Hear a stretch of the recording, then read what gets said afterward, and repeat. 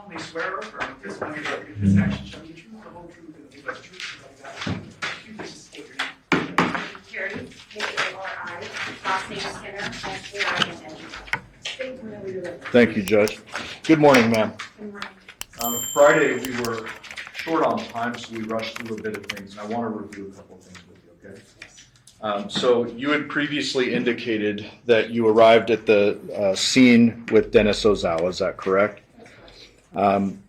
When you arrived on scene, did you interview anyone at Paladura? We did. Who did you interview at Paladura? That's going to give you a go. Okay.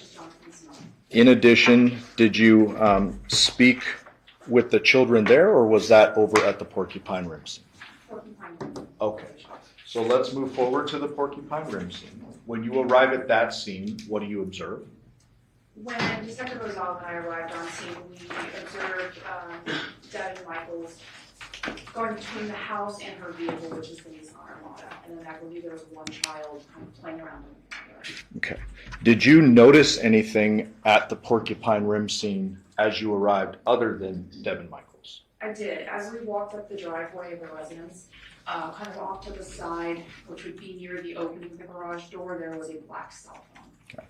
And when you say off to the side, do you mean actually on the driveway? It was on the driveway. And which side of the Nissan Armada was it? It would be to the left. Okay. So the driver's side. Correct. When you observe the cell phone on the driveway, on the driver's side of the Armada, do you immediately go grab it, or what are you thinking at that time? No, at that point we made note of it. That is something that we're going to want to include in our search warrant. So at that time we're leaving that so that we can collect it in a way that we can have it forensically analyzed later. Okay. And I would presume at that point when you see it from a distance, you don't realize there's blood on it. Correct. But you're noting it, you're not telling the defendant about it, you're just, okay, that's noted, and you move on. Yes. And you indicated previously that you had an opportunity to speak with the girls, the young girls, is that right? Yes. And they indicated to you that the Devier had been home with them last night. That's correct. We went through the first interview in the beginning of your testimony, you recall that? Yes. And I called it the first interview. This is actually the second interview conducted by detectives, but the first that you were involved. Yes. I didn't get a chance to ask you, but how were you approaching this second interview when you first go in? What's your mindset? Sure. So whenever we're contacting someone for the first time, we try to use a free format. We will ask them questions and allow them to give us a narrative in their own words. They're explaining the situation, the story, all of the things that they want to organically just tell us. And then we may ask a couple follow-up clarifying questions and sometimes repeat back to them what they told us so that we can feel comfortable that we understand what they're trying to tell us. And you are aware that there was an interview conducted with the defendant prior to your involvement? Yes. And this second interview, your first, Yes. was that investigative type, open-ended, like, hey, give us any information you deem relevant kind of thing? Correct. Okay. And just to briefly summarize, there was some discussion about, in that second interview, your first, the day before, shopping for school supplies, the defendant acknowledged she had been with the victim, and then she said he was alive and well in the garage when she left. Is that correct? Yes.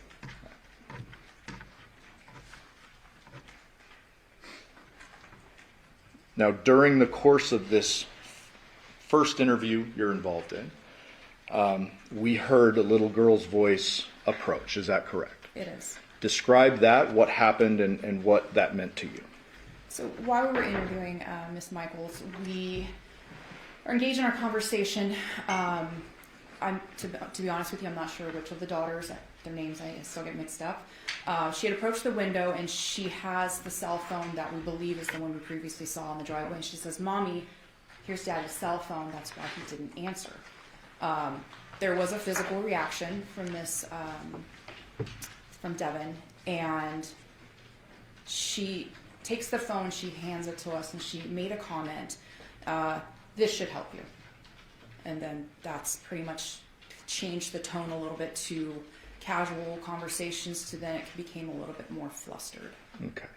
And is it at that point where you noticed the blood on the phone? Correct. And I would imagine that's important for an investigator. Very much so. You, I believe, previously indicated that after that first interview, a search warrant is authored and conducted on the home and the vehicles outside the home at Porcupine Rim. Is that correct? Yes. During the course of that, we know the wallet with the current ID is found. It's tied in several bags in the defendant's underwear drawer, and it's kind of tucked away. Is that right? Yes. And then within that same bag is the truck keys. Yes. The Social Security card was found, but that was in her purse, not hidden away with the other stuff. Right. Okay. We were about halfway through that second interview when we had to break on Friday. And so just describe for us how you're approaching this second interview differently, knowing what you know about the blood on the phone and the items found in the home. Sure. So as I mentioned, the first interview is going to be more of a format that allows the subject to give us their narrative, their truth, what they want to tell us. The second interview, we've now discovered some evidence inside the home. There's some things that we need to confront her with. So the tempo of the interview, the tone changes. It becomes a little bit more direct. Okay, you said that this happened, but now we have this. For instance, the wallet. We didn't know about the wallet. That wasn't brought up in the first interview. So now we are going to be targeting her, asking direct questions, and it can be accusatory in nature. Okay. And so we left off at 36:55, but just because we were really cutting it close, I want to start back at about 30 minutes of that interview and then resume. I may pause it a couple of times and ask you some questions, okay? May I, Judge? Yes. What do they look like? 1 second. Remind us what you think this is. 620, Your Honor. Okay, go ahead. I don't know, like I have all of his whole driver's license, he had all of his old stuff. Okay. And then a whole wallet with the driver's license? How many do you think you have in there? I think I have 2 of his licenses. And then are they both in wallets or Yeah, we have an old one of Devyn's as well.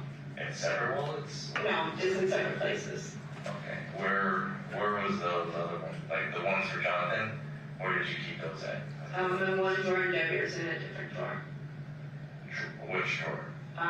One's in like my drawer with like some doorknobs and stuff, and the other one's in a 9th hamper on the other side. Oh, okay. And you think you have a couple of his driver's license? I know I do, and I have them on my phone too. And why does he give you those, or why do you have them? I don't know how it sounds, but he literally said, hold on to this because it's important. He literally said that. About what? Like the social and everything. And I have the EBT card, and you could see it at the gas station. He handed me the EBT card and said, this is the code. And then he gave me the other one.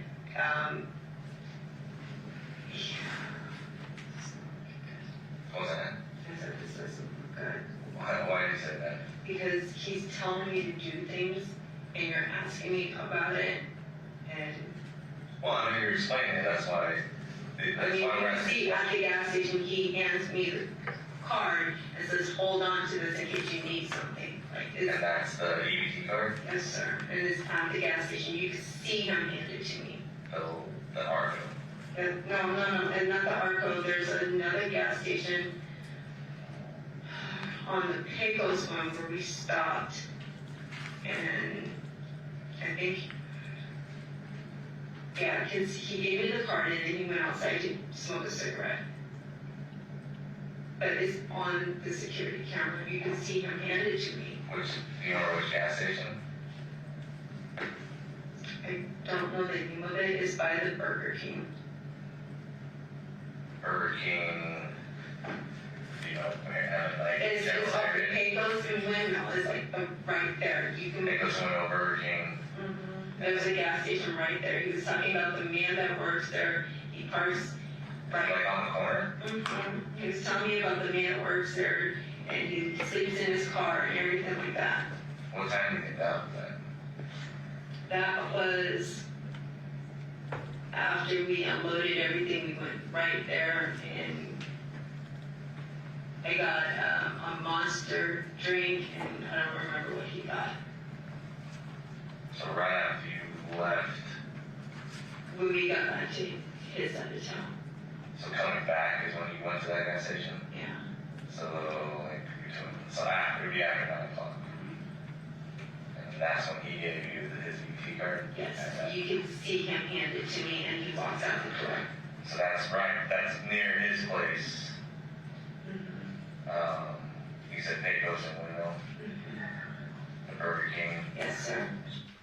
Like, So, Detective, we're now talking about kind of the Social Security card, the wallet.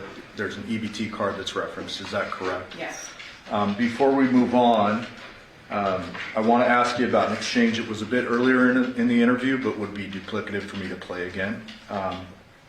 Earlier on in the interview, you had confronted the defendant about the bloody phone, correct? Yes. And what was her general response with regard to that? As far as the acknowledgement of the phone, Yes. she was surprised about the phone being at the residence. Okay. And it really threw her off when her daughter handed her the phone, and it changed the tone of Yeah. our interview.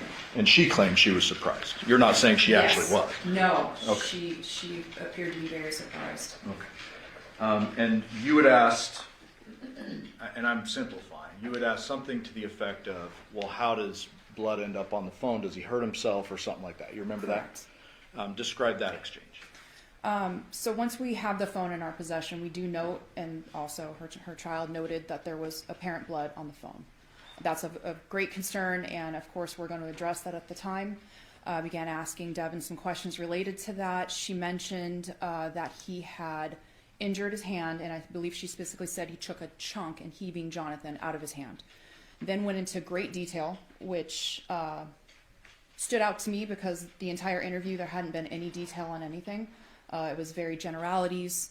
There wasn't a lot of, it was like, I don't remember. But in this case, she went into extreme great detail about the table, how it folded, where it was in the garage, how he had hurt himself. And to be fair to the defendant, I believe she said, John told me that he hurt himself. I didn't see it, but she knew it, or claimed she knew what he hurt himself on, and that it was a very large injury. Correct. And in addition to that, she did not see any blood or injuries on John's hands. And Detective, you've reviewed the autopsy photos in this case. Yes, I have. Were there any bleeding injuries to the victim's body other than his decapitation? No. We're going to resume the interview now. he kept, There's in 2 gas stations, there's a Chevron right there on the corner. I think it's like a Charles Horse. Okay, so the Celebrate's there, and then across Candy Corner from that gas station is another gas station. I think it's a Shell or something. I'm not sure the other one, but But it was next to the Burger King. Yes. Okay. Yeah, please check the security. You can see him, and you can see him telling me the code and everything. I don't know why he was giving me things, but he was telling me to hold on to him and keep him safe. And that's what I was doing. That's the social security card, what about his driver's license? I've always had his driver's license. He's The problem always, I have with that is that the driver's license found in the house is a current, it's not. but he just gave it to me. I know, but he would need that for work. That's He why has I asked another you, one. you said that he gave you an old one, you had it in the drawer. Well, no, he's given me old ones before. I have multiple ones. So you can look around the house. There's more than one. Okay, and if this one's expired in 2025, that's gonna be his newest one. It's weird that you have his latest driver's license, and that it was tucked in a drawer. Yeah, I put it away to keep it safe. It should be wrapped in like a whole bunch of bags, right? Okay, did you understand that?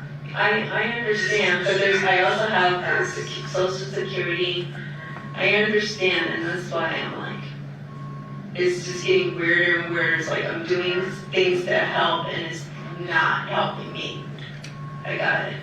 Well, yeah, is that just being able to explain some of the stuff? That's all we need. Is I'm explanation. trying to explain it, but the more I'm talking, the more it just sounds really stupid. And So she driver's license, that doesn't need to really be kept safe. But no social security card or birth certificate, I completely understand, especially if somebody is in transition in their life and they're wanting to find a new place to live when you're working. But I don't know what else was in it. It was just a lot of things. Okay.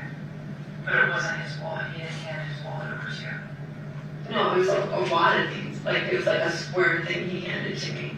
And then a black what are those called? But not his wallet.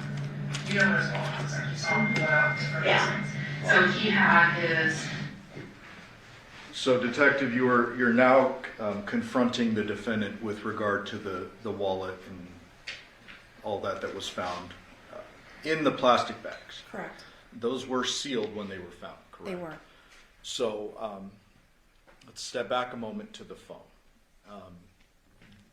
because they kind of tie together. She is not telling you that the phone is part of this chunk of items that John allegedly gave her in this bag, correct? Correct. Okay. With regard to the victim's phone, did you ultimately learn that was in fact his blood and DNA, the victim's, on that phone? Yes, I did. Did you ultimately learn from other sources, not the defendant, but other sources, when John's phone was last at his home and when it left? Yes. So one of my partners had authored a search warrant for Google. We had also done some call data records as well, but the Google itself came in quite a bit later.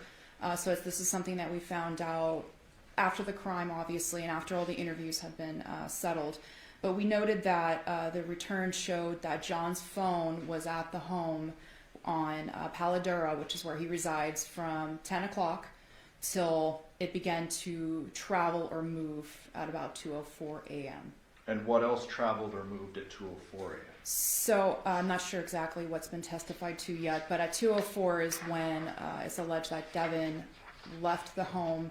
She traveled. We have her cell phone or CDR records, as well as the Burla, which, again, I'm not sure if that's been testified to. That is the infotainment system that we authored a search warrant on.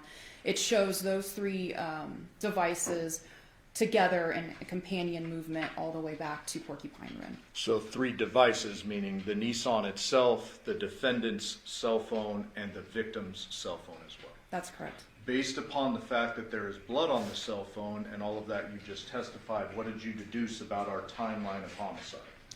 Well, after having the information from the autopsy, which is there was no bloodletting injuries short of his obvious cause of death, which was the decapitation, there was no reason there should have been blood on that cell phone because any bloodletting would have been after the homicide.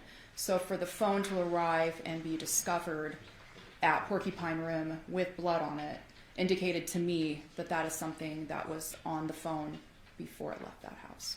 At 2:04 a.m. Correct. And therefore, did you narrow down the bloodletting to between 10 p.m. on the 6th and 2:04 a.m. on the 7th? Yes, sir. We're going to resume the interview. so when we find his wallet, it's gonna have his driver's license and his cards.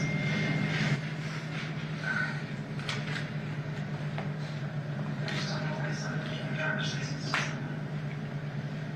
But not, he didn't give you. I always, when John and I were together, I had everything. He had me hold on to it so he wouldn't spend money needlessly and things like that. Like, he's like, hold on to this.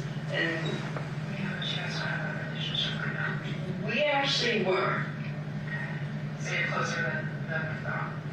yes. I went, Are you? he asked me to marry him yesterday. Okay. Does that make Things to know, your relationship you had mentioned was getting reconnected, but that's more important. Right, and you can ask the girls, that he told the girls we were gonna get back married, and they were gonna be the flower girls and stuff like that. He was trying to get back together, and I was helping him break all of these little bad habits that he was doing. So then he gives you the EBT card for one of the girls. Where's the other one? I have 2 EBT cards. Do you have both girls' EBT cards now? No, they're not the girls' EBTs. He said one was on Freya's, and the code, Oh, so you're using Android. he gave me hers. I haven't used it. He gave me hers at the gas station. And then he has the other one that he got. Okay. Where's that EBT card now? They're both in my purse. Okay. You know you can't have that, right? Yes, but I know he gave them to me. That doesn't make it right. No, but I can't use them, but Card. I understand, but you can see he handed it to me. Okay. You're not understanding that we can't do that. So. No, I know I can't use them. I don't believe he can use it because it's Andreas and not his. Right. Is Andrea mad that you have the EBT card? Did you get it? Because she's got it now, that's her money. No, he said that she gave it to him because she can't use it in the state that she's in. So he was just using it to fill his away from money. That's what he said. He said, but at any moment she can cancel it. Yeah, but she wasn't. So he wants to marry you. He's telling the girls to be flower girls, yet you're still wearing a ring, and so is Dev. This ring I bought on my own from Macy's. It had nothing. No, this wasn't a simple You just told ring. me that it was a symbol. I said- You have a best friend connection with Dev. We do have a You wear the connection. wedding ring too, and that's something that is a respectful thing, part of your marriage. Yeah. But now you're telling me that you and your ex were talking about getting married. No. And you just took a ring off last night from another female and threw it away. But yet, You're taking what I'm saying, but you're- not. It's fact, it's what you said. No, I understand that's what I said, but that's not exactly the situation. You're taking it and, Okay, so let me, here's what you told us so far. Your ex needs a place to stay. Yes, Because ma'am. he's trying to get out of his mother's house. yes, no. You were kind enough to allow him to move into the house with you, your current husband, which is your best friend, and your two girls, which the girls just moved back in May. Yes, ma'am. Okay, so you guys are trying to make it a family. You were saying that he was supposed to like slowly move in, that things were progressing slowly.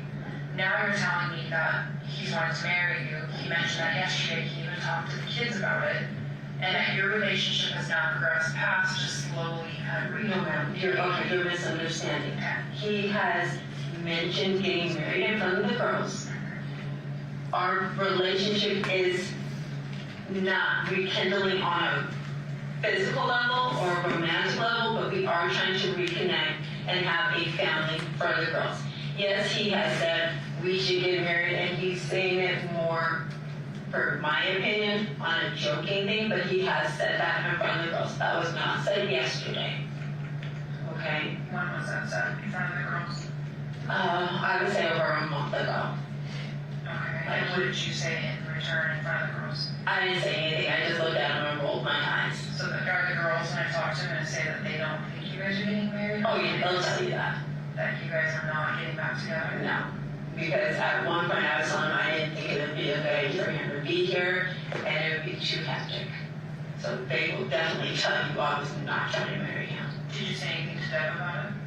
Oh yeah, I told him that John keeps trying to say he wants to, get back together. I You're told him. telling him now? Yes, ma'am. Okay. And then him moving in now was just a platonic friendly relationship? It's not a, yes, yes. There was Basically. one you guys sleep in the house. I was gonna clear out the sewing room that's up there. Okay. He said he wanted the loft because it was the cooler place, but I was gonna give him the sewing room because there is more than enough room.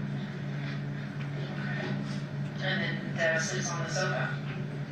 Sometimes, or he does sleep on the bed, like I said, when we watch movies and he knocks out within minutes.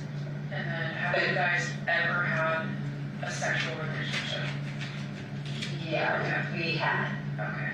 But And it's not there now? no, I can't even have sex now. Well, I mean, there's a lot of different ways to have sex. I understand, but no. Okay, so you guys have no connection that way at all? No. Okay. That would complicate it a lot. Having your ex and someone you're still in a relationship. I understand. Okay. You can have all my medical records and everything like that. I have to take hormones just to, I understand. But like I said, there's a lot of different ways to have sex. It doesn't have to be penetration. There's a lot of things that a couple can do. And obviously you did that in the beginning, but just not now. So much changed. Pain. Well, not to be crass with you, but I think I need to be direct with you. And you can give a male a hand job. And that gives you a connection with that person in a sexual way. I don't say hand jobs. A relationship. Do you know what I mean? You know what I'm trying to say? Yes. There's a lot of different things that you can do for a male that you're connected with. Okay. Did you ever see him saying that we're not Like that. I'm just trying to answer and get all the questions answered in the relationship. That's right, answer questions. I mean, I'm cool with we got married for this, the race, that to me is a lot. That's probably the most odd thing about it for me. Is that It's just I like my ring. But he's wearing a ring, so he's wearing a wedding ring. He wears a lot of rings though. He's wearing a wedding ring. But he does wear more than one ring though. So, and he's bought them for himself. Sure. I got mine. No, I mean, but I didn't buy them for them to be symbolic. He's bought his own rings to wear. And where did you guys get married? You said married. What was that? The flamingo thing? So you guys had a ceremony with the courthouse? Yeah, it was free. I got a coupon thing, and that was cheaper. And you just did it out at a chapel and the flamingo. Yeah, and there was the one witness, and that was it.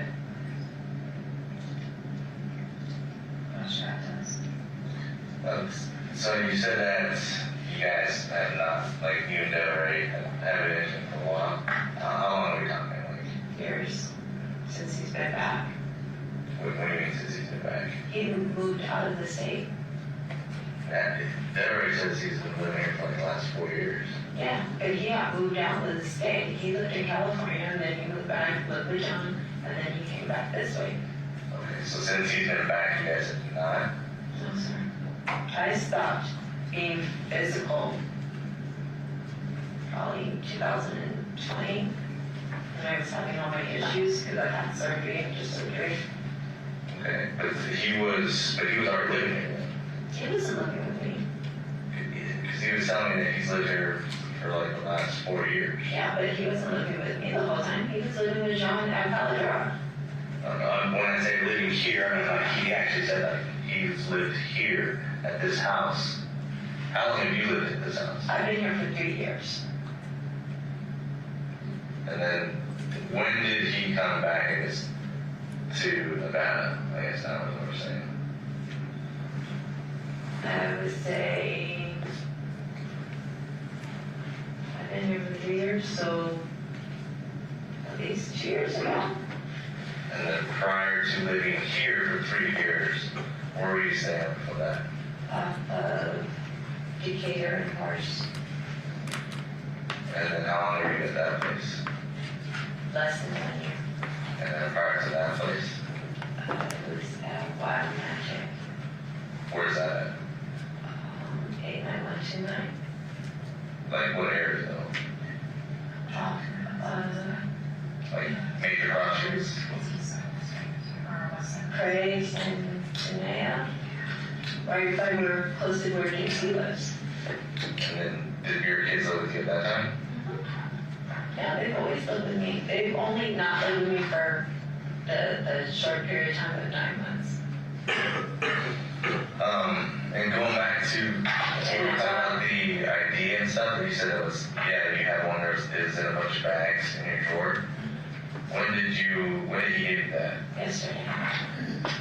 With the IDs and the social security card. And was that at the house that he gave that? Don't see Yes, it. sir. So he handed you a bag yesterday. Do you remember what was in it? No, he just handed it to me and I put it in the bags. Because I just wanted them out the way. Okay. So I'm not sure exactly what's in it. I didn't go through it. So explain that part to me as far as like when he did that and what did you do? So like where are you guys at when he handed you like that sack of stuff? In his room area, and he handed me the little square thing. He says, hold on to this, and he handed me the other thing because this is my social. He says, just keep it safe. And that's all I was gonna do. So I wrapped it up, and I was gonna put the social in the security box, and I just didn't have a chance to do it. What else? Did he give you anything else? He gave me his guns. Anything else? Like, there's a set of keys in that bag, too. The keys are for Andrea's stuff. The set of keys that are in that bag. Like the bag No, that... the keys are my keys. Where do those go to? My car. So you have... Detective, we're going to pause real briefly. Throughout the course of the investigation, did you learn that no spare set of Chevy keys for John's truck were ever discovered? Yes. In fact, after the defendant was arrested for the homicide, was there some communication with Yoko about returning the keys? Yes. And why was that? There were no set of keys for John's truck found in the home or anywhere else after searching all the residences other than the keys that were in the bag. And so you had to return those keys to her so she could do whatever she was going to do financially with the truck. Correct. Bag that you put... Plastic bag that you wrapped his ID in that he gave you? Had a set of your keys in there? I'm so lost. I just wondering, like, when he handed you a bunch of stuff, he only gave you the wallet with the ID in it? Did he hand you anything else?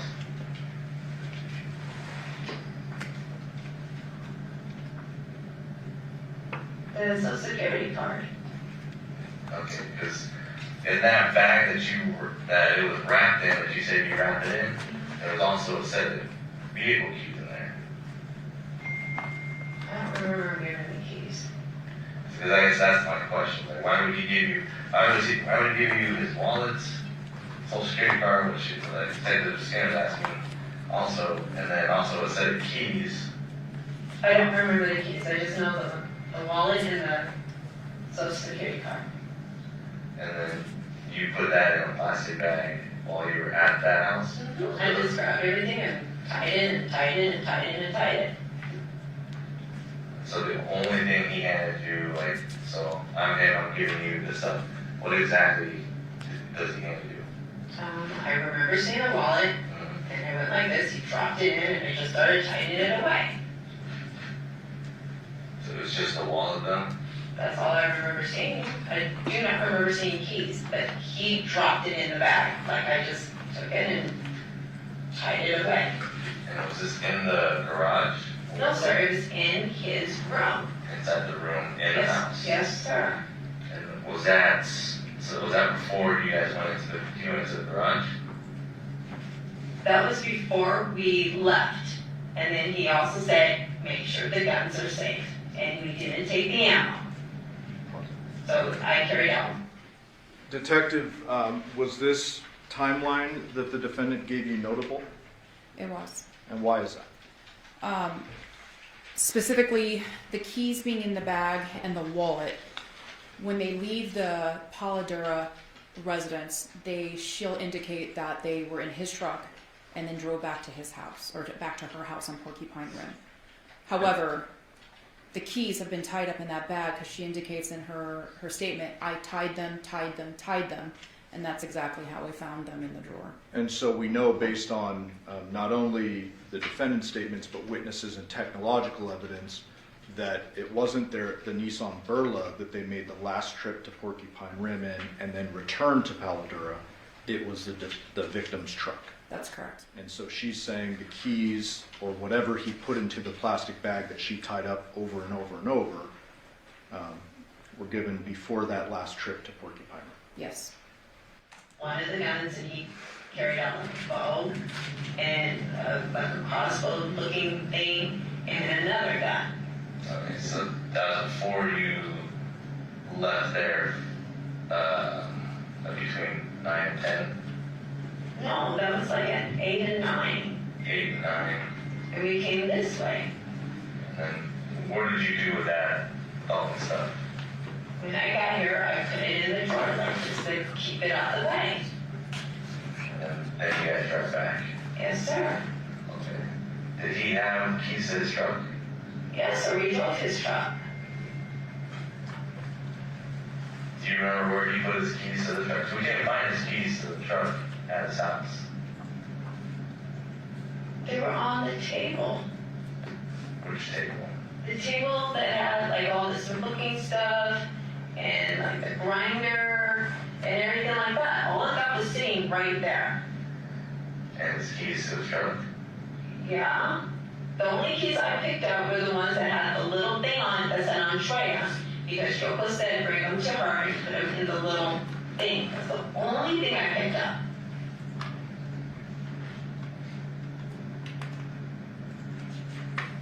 Okay. So you don't know what keys are actually in that bag that you wrapped everything in? No, sir. Like I said, he said keep this safe. He took the plastic bag and he dropped it in and I started tightening it up.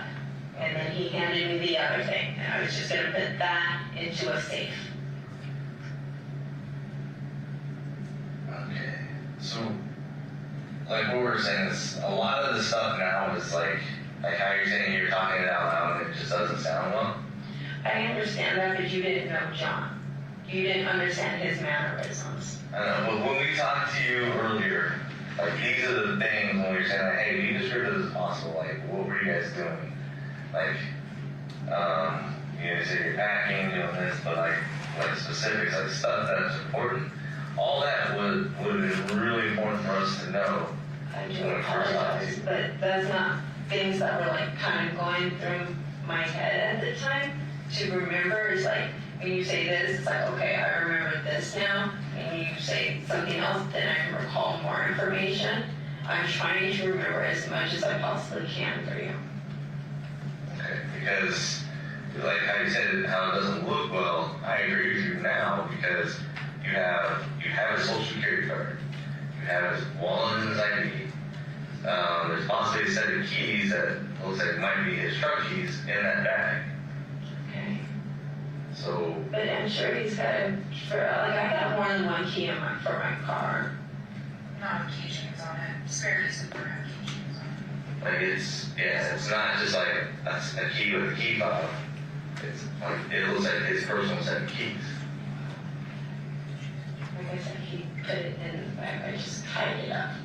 That's all I did. And I think there's like 3 bags around it, 3 or 4 bags. I'm not even sure. And if you have a safe, why would you not just put them in a safe? I haven't had a chance to. A plastic bag. But the keys, So for all the stuff that you it was just what we had right at the time. I hadn't been here to put it in the safe. The safe is here, but I just hadn't The had bag was placed in a drawer. It takes 2 seconds to put something in a safe. I hadn't done it, and I wasn't trying to have Debbie ever see it. That's all it was. Why do you say that? Because it would look odd that I'm holding on to John's things for John. But it's not the same. It's like if you're doing more for one person, I don't want him to feel like there's more there than what it was. John was only coming in as a temporary thing until he can get something else because like I said, he was trying to file for bankruptcy. Yoko was about to kick him out. Yoko even said she was trying to kick him out.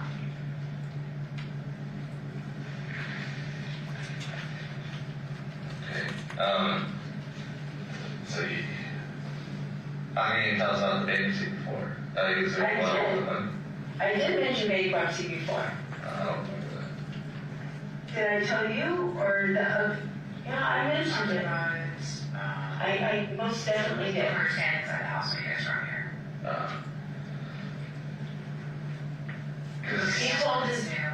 He told his mom he was gonna file for bankruptcy. Yeah, gambling.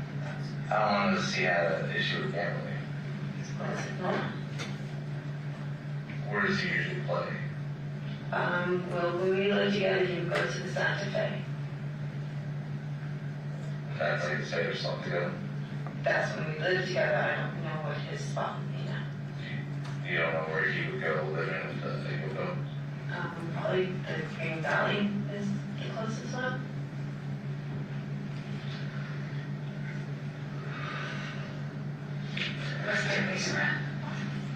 He said he was. How much was he getting paid? He claimed he was going to try to do 1,100. He claimed he was going to be able to do that. And is that a text message or conversations you guys had on the phone? Probably both. You might be able to find a text message on it.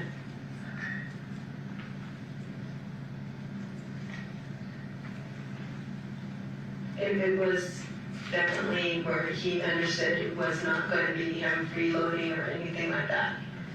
He had to pay to stay here.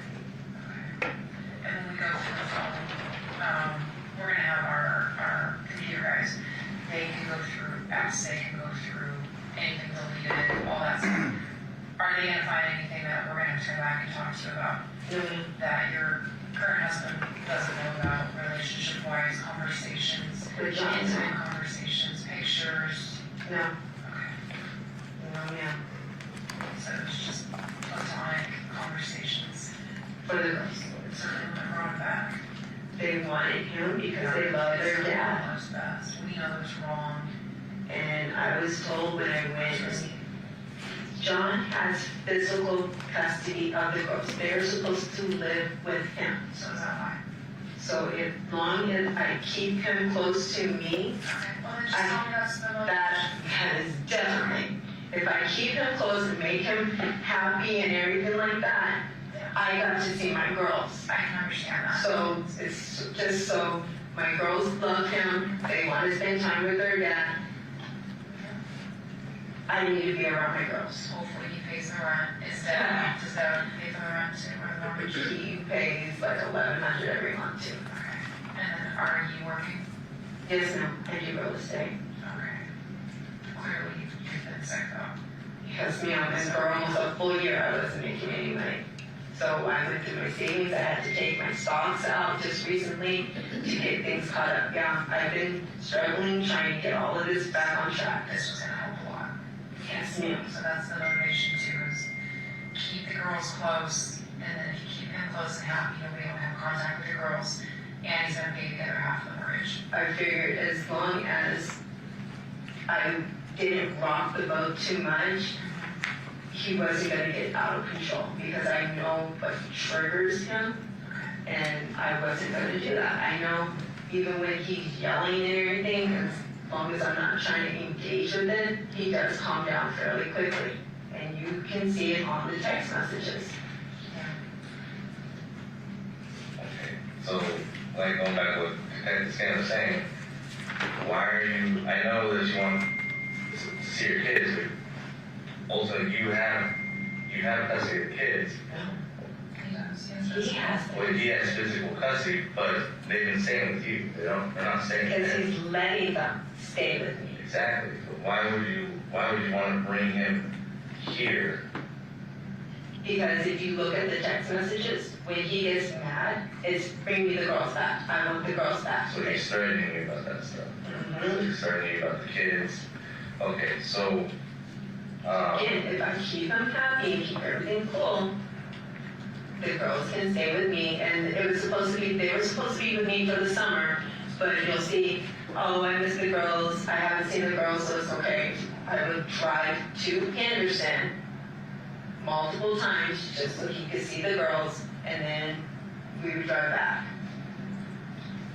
do you have any other phones? No, sir. We have a house phone, a landline. Yeah. Your purse said it was inside the house.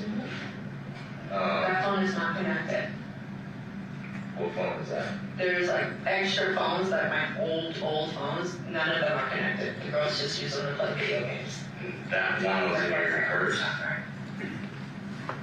Are you saying one and then that one's in your purse? Yeah, there's one in my purse. Tamia was playing music on one of them earlier today. They're just old phones.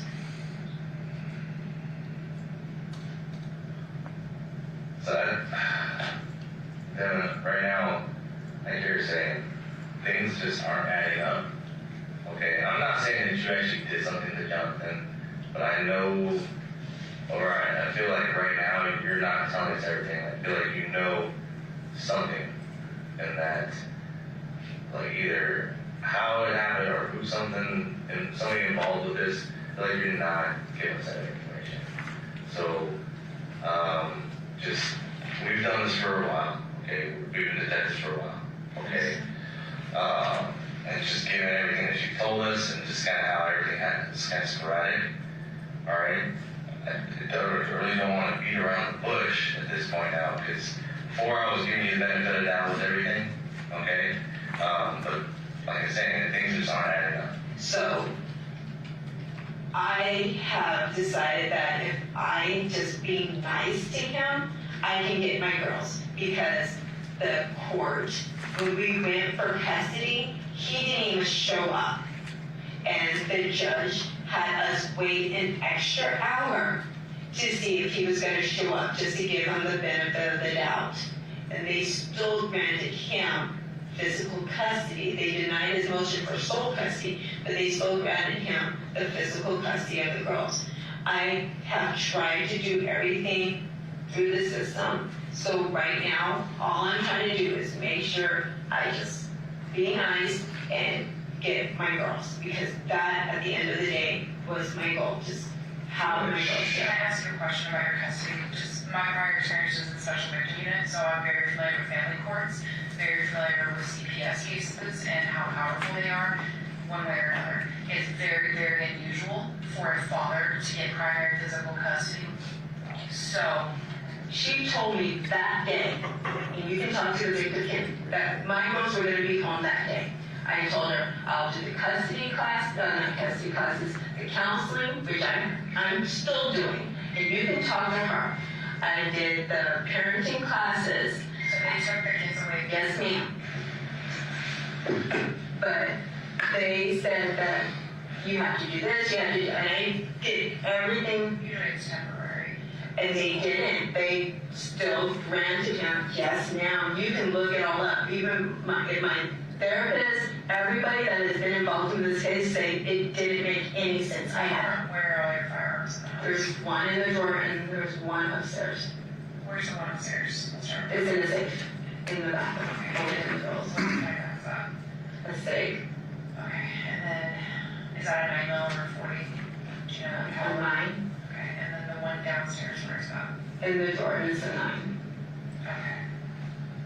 And then are those your firearms? Yes, ma'am. Okay. And have you fired those recently? No, ma'am. Not since, No, we go to the gun range just for, or not? yes, ma'am. Okay, that's good. How about that? Yes, ma'am. It is, and my, That's your judge. the lady, I don't know what happened. It's like, I wrote a decent report, huh? I don't know now. I don't know how all this works. Like, you can't all of a sudden get slammed with all this stuff.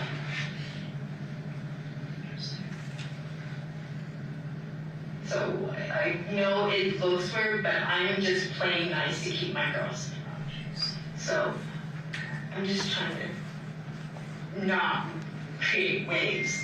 So John says, I need you to do something, I do it. As simple as that. I'm not trying to look stupid in front of you guys, but Does he hold that over your head? yes, Like, does he threaten you yes, with the kids? yeah. Like, what kind of stuff does he say?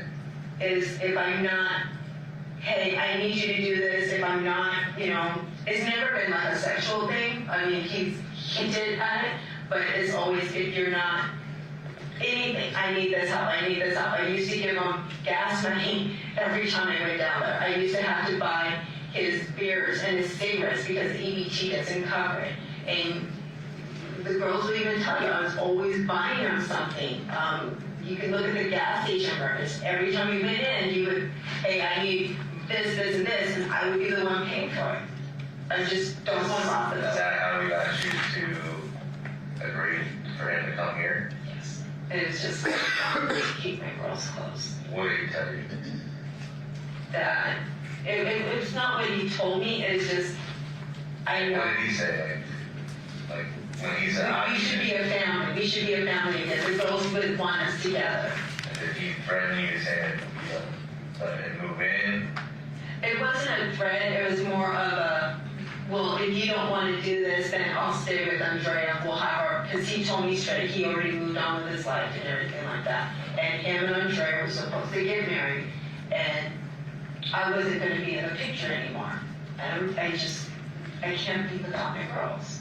Did he say he was gonna take the girls to where it wasn't correct? No, they weren't moving anywhere, but it was just, I wasn't gonna really have my time with them like I do now. So I know I seem very easy to push over, but it's not. It's just, Well, it's a cycle. Obviously, he's been using your kids against you and getting in his way for stuff, and you know. On one of the things I want to say was like the 4th of July, Nanny put something in the microwave and it like kind of started sparking like a metal thing, and he started screaming, fire, fire, fire, fire. So I'm trying to get the girls out, and he's yelling at them to sit down, and he's cussing out his mom, cussing at me. So I'm just trying to get the kids out of the house thinking there's a fire, and he immediately, pack their bags, spring them back, we're not doing this. So, Was that here or in Henderson, you ask Yoko, she'll tell you. That's how he is. So, I mean, when I tell you that, I told you earlier that, I think that you're not telling us everything, that there's something that you know that you're leaving out. And then you go into this big explanation about, this is what's happening, this is what's going on, I love my girls, he uses that against me, and you kind of go into that brief explanation. So, you never really got into the other part to it. Okay, so you just kind of get the explanation, which I understand completely now. Like, you're painting a different picture about what's been going on. Like, all this stuff you're telling us now is not anywhere near what you were explaining to us earlier. You know what I'm saying? I'm not trying to speak ill of anyone, and I'm not Well, trying to make myself sound. It's not speaking ill, it's just trying to explain the situation and where you're at with him in your explanation. I mean, now it's a little bit more clear that he obviously uses your kids against you. You love your kids. We all love our kids. And I agree with you as far as like, I would do anything for my child, right? Like you said. So it's not that I'm trying to bring him in because I'm in love with him or anything like that. No, you're trying to make, but here's where what I'm saying is, I don't think him coming here isn't something that you really agreed to.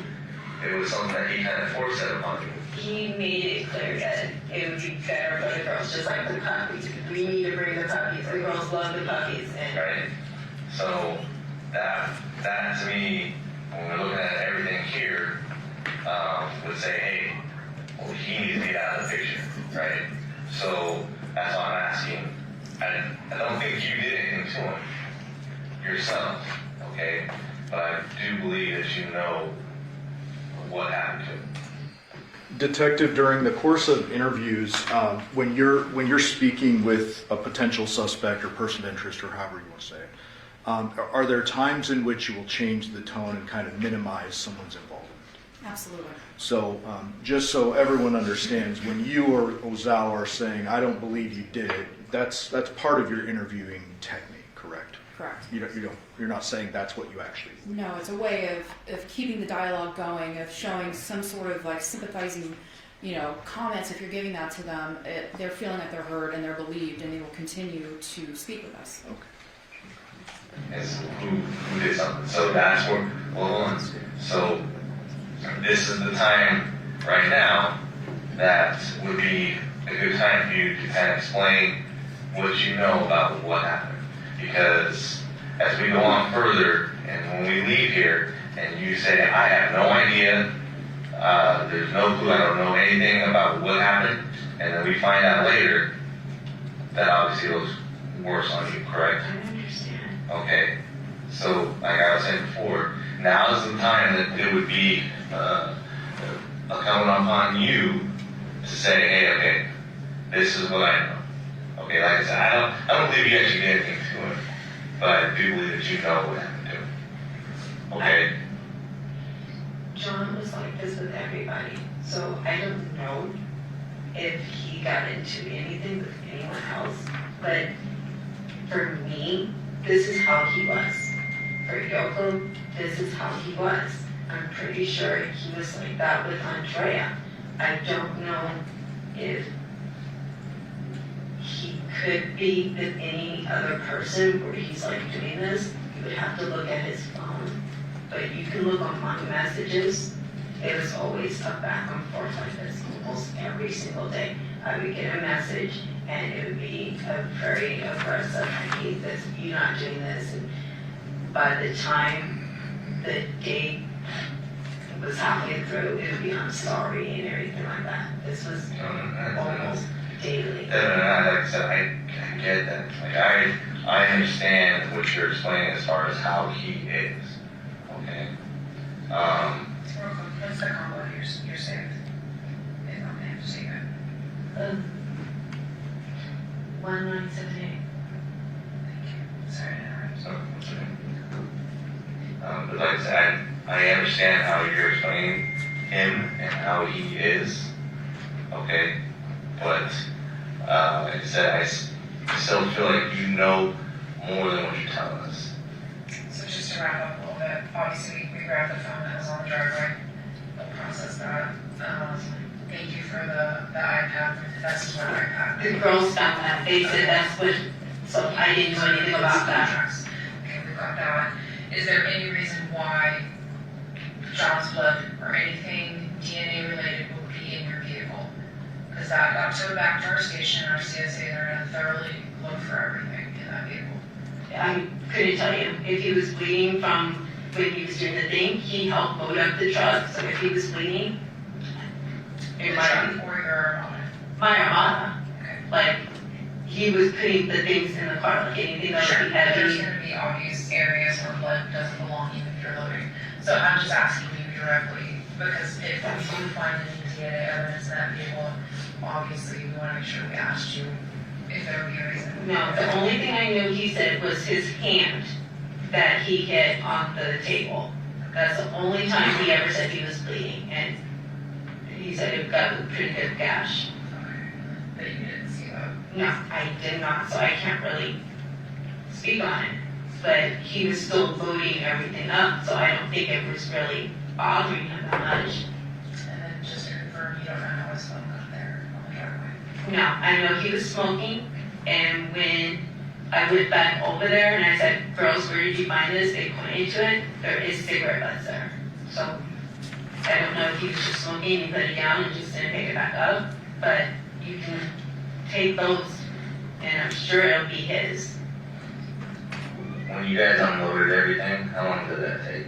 30 minutes, he was bragging, saying that, yeah, I can always do this as quick as can be, but he tries to stretch things out because he charges by the hour. I remember having that conversation. And when you guys left Paladura to come back here, or when you left that night, or this morning, which way did you go? Like as far as like when you left Paladura, like at I headed up towards the Durango area to get the medication. when you left that neighborhood, did you go straight out to Pecos Bar and Window? Or did you go to Pecos? No window. You went out the one exit to get out the window right there, right by the school? Yeah. And then normally do you guys come this way when you're coming to your house? It just depends, like if the 15 is kind of backed up, I will take like the 215 and go around, or the Decatur. It really just depends on the time of day when we go in different directions. Okay. Okay. Okay. Alright, well, we appreciate it. Hopefully, that you're telling us everything is the truth.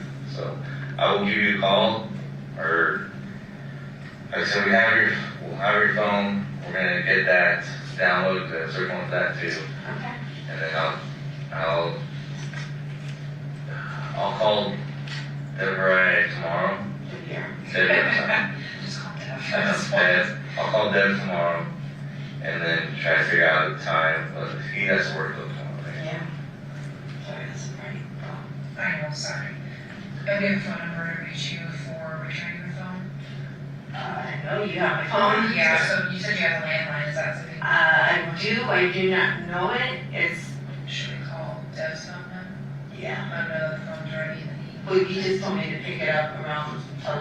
Well, Oh, no, you Because you wrote it on the paper and I handed it back to you. Yep. Let me give that to you, and then if you want to just come by tomorrow. Okay.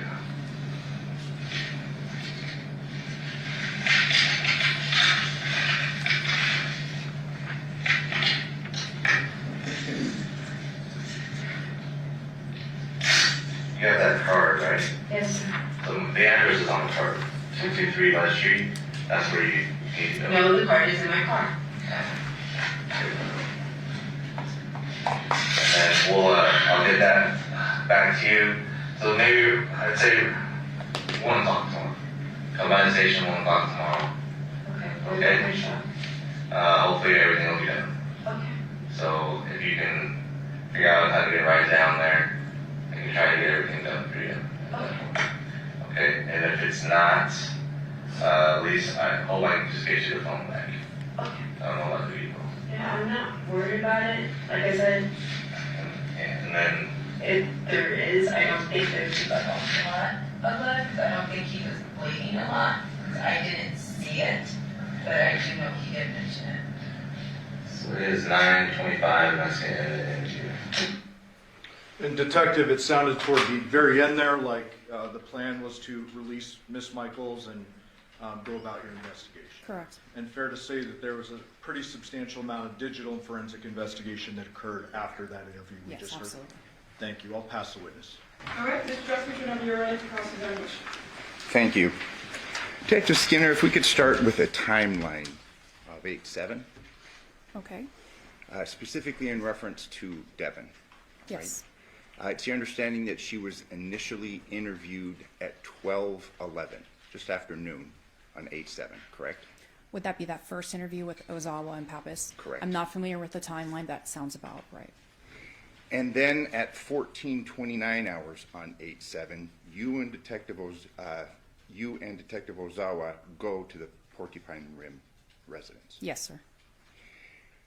And when you arrive, you see Devyn getting things out of the Nissan, correct? Yes, The Nissan was parked, the Yamato was parked in the driveway, correct? it was. While you and Detective Ozawa are walking up in the driveway, it's your testimony that this phone at issue is next to the driveway, correct? Yes, Next to the Armada. fairly close.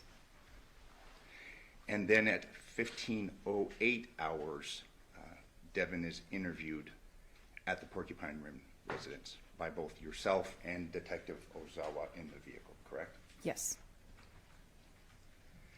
And then it's at 15:20, while Devyn is being interviewed, the girls bring up the phone, correct? yes, So the phone has been out there, at least based upon your seeing it, from at least 14:29 hours, correct? yes, it is. And it's nearly an hour or so later than the girls bring up the phone, fair to say? Yes, There's discussions concerning this phone, Daddy's phone, something along those lines, correct? yes, And the phone is looked into, correct? It's handled. it was handled. Yes, At this point in time, the airplane mode is not switched on, correct? correct. So if there's notifications on the phone, presumably those notifications now by operation of looking at the phone, getting into the phone, those are no longer there, correct? Fair to say. Devyn confirms that it's Jonathan's phone. She does. And in fact says, here, this should help you, correct? Yes, And then at 1919, a search warrant for Porcupine Rim in the vehicles is signed, correct? yes. Was there a previous affidavit that had been submitted for the search of the Porcupine residence, or was that the first? I am not certain on that. Detective Ozawa would Yes, sir. probably be better suited. Yes, But we do know that at 7/19 or 1919, a search warrant for the Porcupine Rim vehicles was signed, correct? yes, And then this interview, this last one that we were listening today, began at 1955. Yes.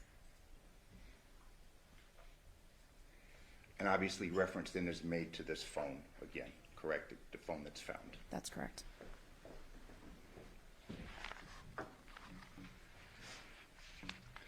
Through the course of this interview that we heard last week and this week, there's reference made to Jonathan losing his license, correct? Previously. His wallet, I believe. Okay. And in fact, you've learned through the course of the investigation there were texts that confirmed that. Yes. So there have been texts between Devyn and Jonathan wherein, hey, Jonathan's lost his license. It's found, and there's a discussion in reference to that, correct? Again, specifically, she mentioned wallet. Okay. But they were actually both lost at one point in time, were they not? At one time the wallet and another time the license, and they communicate concerning the losing of the wallet and the license and the finding of both in their text You could make the messages? assumption that the license is in the wallet. However, I'm only privy to what she disclosed to us, which was his wallet specifically, and that he Okay. had sent a picture to prove that he found it. But then I told there are pictures to prove, in fact, and corroborates what she had said, that prior to your interview on this date, he lost his wallet and or license and found them, and they texted about it, correct? Correct.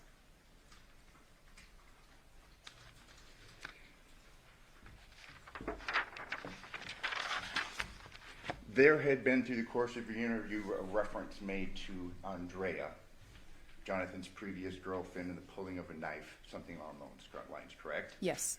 There was, in fact, an incident somewhere where that had been discussed previously. I'm sorry, repeat There that. had been an incident where, I mean, there had been some discussion among the family about Andrea pulling a knife or something along those That's my lines. understanding, yes.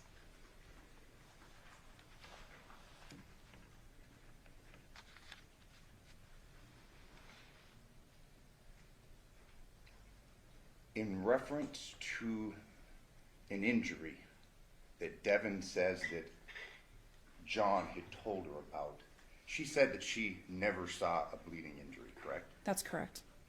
She had said that Jonathan had told her that he had hurt himself moving, correct? Correct. She had made reference to a white table that he was moving, correct? Yes. And in fact, that white table that she had discussed with you was in the garage. It was. Again, it confirms the movement of this table. It had the big folding sides, correct? Yes. It was found in the garage.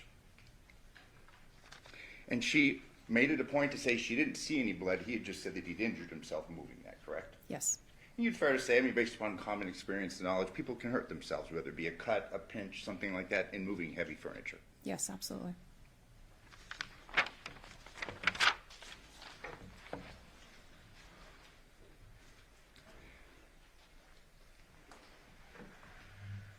There was a discussion concerning some medical conditions that Devyn had, correct? Yes. She had talked about this inability to engage in actual intercourse, and you followed up in questions I did. to that, correct? Yes. She had said, you can look at my medical records that have these medical conditions, correct? Yes. And are you aware that she in fact had medical conditions concerning sex and things that addressed such? No. Did you take any follow-up steps to substantiate that she in fact had seen a doctor for a variety of different reasons? At the time, it wasn't relevant. Her medical history and the fact of whether she could be intimate with her partner, it was more of things that were being discussed during an interview to clear up the confusion over the relationship. Since that point, we were very unclear on her relationship with individuals in her life. So at that point, her diagnosis, if she had intimacy issues, it just wasn't something that was relevant to the investigation. At that point in time. Correct. And obviously these investigations they're not necessarily static, they're ongoing, correct? Yes, very much so. They're dynamic. Yes.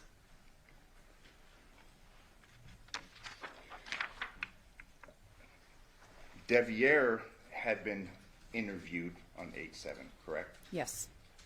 And again, fair to say that both you and Detective Ozawa were kind of having a difficulty understanding this relationship dynamic between the parties. Absolutely. Fair to say that Devyn's statements weren't necessarily helpful at times. You could say that, yes. Fair to say that Devier's explanations of things were not necessarily helpful at times. Correct. Through the course of your interview with Devyn, you talk about rings and that rings are significant. Yes. They're a sign of a commitment. Yes.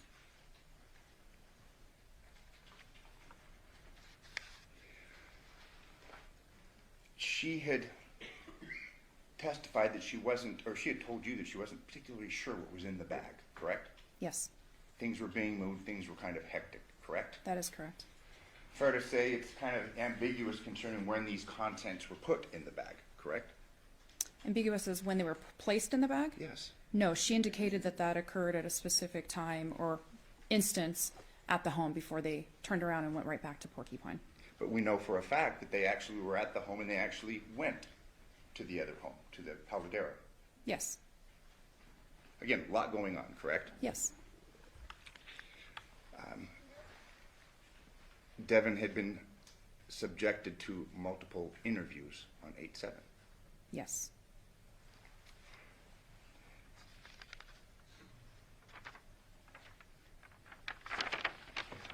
There was discussions concerning keys, both the key or keys to the subject truck as well as Andrea's keys, correct? Yes. And she had told you that she had handled or was aware of the keys in both instances, correct? Yes, she indicated one had Andrea's name on it and the other one was a set of truck keys that were next to some smoking paraphernalia. You were able to corroborate that Jonathan was a smoker Correct. of both tobacco as well as marijuana. Yes, I believe the lab confirmed that as well. Yes. When you were at the Paladera residence, obviously there was evidence of smoking both inside and outside the house, correct? Yes. As well as alcohol bottles, things of that nature. Yes.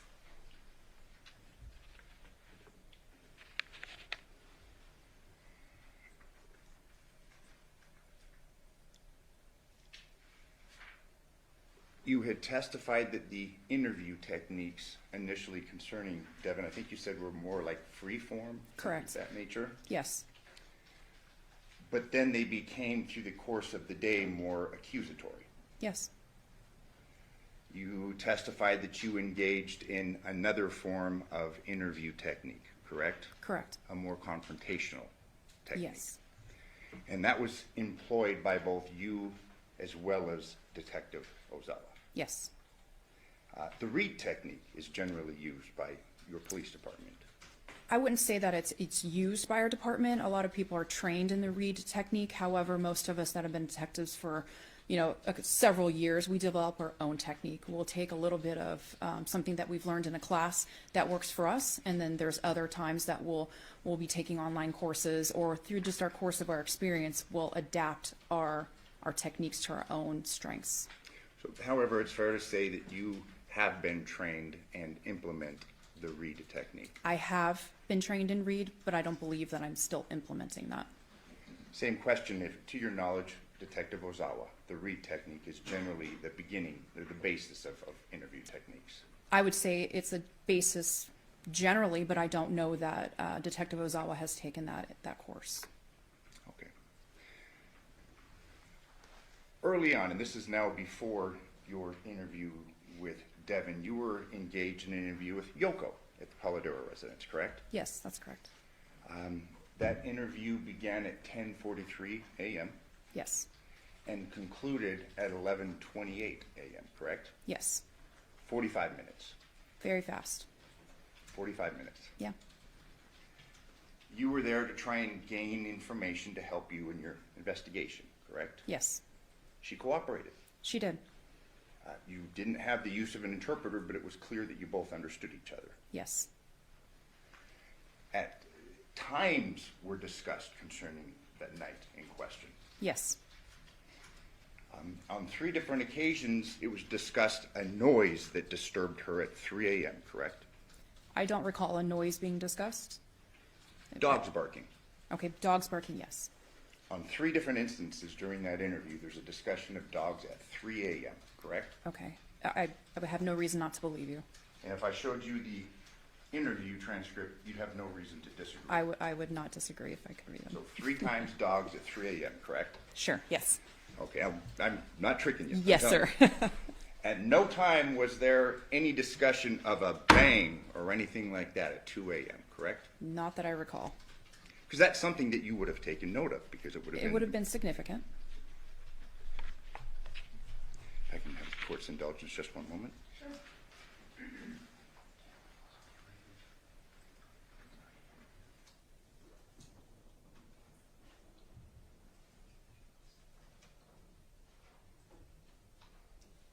Follow-up question concerning the phone. We had discussed the phone being gotten into and not, put on airplane mode, which would have wiped the notifications, correct? Correct. Yoko had discussed calling Jonathan multiple times that morning, correct? Yes. Outside of it failing to have been put on airplane mode, was the phone ever taken off the network that you're aware of? That's not something I would be aware of personally. Okay. Thank you. I have no further questions. Thank you. Yes, very briefly.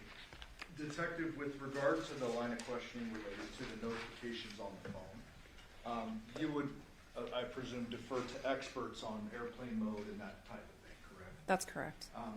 The fact that there were no notifications on home screen when you first saw the phone, was that important for you for any purpose? Absolutely. There were statements made by Devyn that she had contacted or tried to contact Jonathan several times. So in my personal experience, I would believe that there would be notifications unless that phone had been interacted with prior to picking it up and bringing it over to the car. Okay, and there will be an expert that talks about the contents of the phone. That's not for you. Not to my talk forte. about. Yes. Let's presume for a second that she did in fact text or call John after his death. Would this be something that you've seen before in cases where people try to alibi themselves or cover up? Yes, frequently people will call someone they clearly know is deceased. They will go to their work and pretend and put on an act per se. Okay. So there are times that does happen. So, not for you to say, but No. It's not surprising to see someone call someone post-murder to essentially alibi and or cover up. Correct. I'll pass it. Some follow-up. You've had investigations where someone leaves a cell phone at a home and then goes and commits a serious crime, correct? Yes. Again, to perhaps establish an alibi concerning their whereabouts. Yes. In reference to the phone, Jonathan's phone, there was communication, specifically a text sent by Devyn to Jonathan about 3:56 a.m., correct? I'd have to defer to the records, but I have no reason to believe that that didn't happen. And that concerned the girls in registration that was to occur the morning of the 7th, correct? Yes. Additionally, we had heard testimony last week concerning a landline at the Paladura residence. There was, in fact, a landline. at Yes, that there was. residence. And on the night in question, late 8/6 into 8/7, there were multiple phone calls from the landline at Porcupine to Devyn's phone, correct? It's my understanding that there were, yes. Previous night, that would be the night of August 5th, there were multiple phone calls from the Porcupine residence, that's where Devier and the girls, to Devyn's phone, correct? I believe so. Again, I'd have to defer to the records to be certain. Fair. Thank you. No further Thank questions. you. No, thank you. Ladies and gentlemen, jury, have any questions for this witness? Sir, if you write your question on a full sheet of paper with your name and your juror number, and counsel can approach.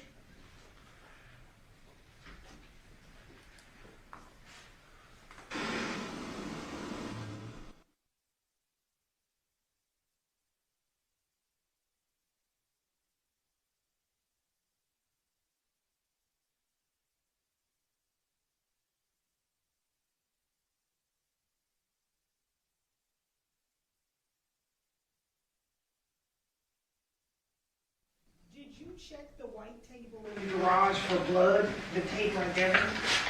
I personally did not check the table, however, our CSAs or crime scene analysts as well as our detectives did, and they photographed the garage as a whole as well. Okay, what did they find? There was no blood on the table. Okay?